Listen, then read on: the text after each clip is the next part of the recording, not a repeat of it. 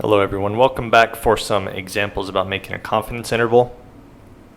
We will see these pictures, it kind of got messed up, I apologize for that, but we will see some of these calculator readouts, what you're expecting to find, just as we go through this example right here. So what it's talking about, there's a recent survey of 700 community college students. 481 indicated that they have read a book for personal enjoyment during the school year. Now, what we're studying is the proportion, which is all that we've learned about so far, the proportion of community college students who read a book for personal enjoyment. So we already have here the sample size. They surveyed 700 people, so that should be the sample size, which always is little n. That'll be 700. And then it says that 481 have read a book. And that's the proportion we're talking about. So we would consider a person that we surveyed reading a book, that would be a success. Now we will want to check, and first of all, we can find the point estimate, because before we check whether we've met some of the criteria, we need to know what p-hat is. This one is going to be the number of successes over the sample size. So 481 over 700. And what actually is that? 481 divided by 700.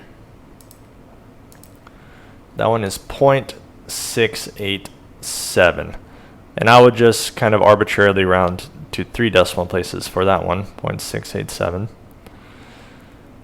And now what we would like to check is this criteria over here, just to make sure that our sample is large enough. We don't really know the population size, but if we're talking about community college students in general, obviously there's many thousands upon thousands of them. So I think our sample is not too large. It's not more than 5% of all the community college students.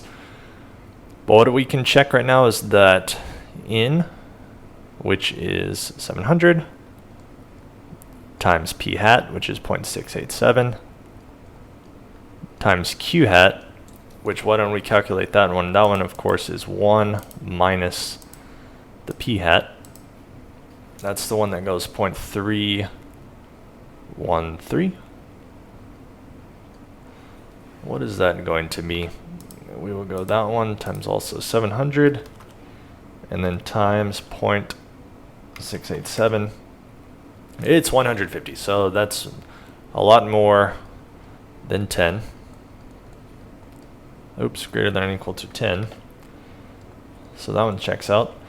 Now let's actually construct a confidence interval. So we can come over here. Remember, we were going to stat, coming over to tests, going to one prop z interval. Looks good. So x was 481, n is 700.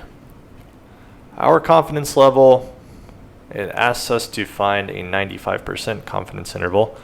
So we can go into there with the 0.95. It's just already there for us. It's a very common one. We will calculate it, and it gives us such a nice interval. I'm just going to write it here. The interval goes from 0.6528 to 0.721. I will call it just 5 by rounding. So that's our confidence interval. This is what we're saying. We're confident that by 95% confidence, we are confident to that level that the true proportion of community college students who read a book for personal enjoyment is in between these two numbers. So we are 95% confident that the true proportion, and you remember the formula that we came up with of how to construct this sentence, but the true proportion of community college students, it's a lot to write, is between proportion of community college students who read about personal enjoyment, all of that kind of stuff, is between those two values, 0.6528 and 0.7215. Very good.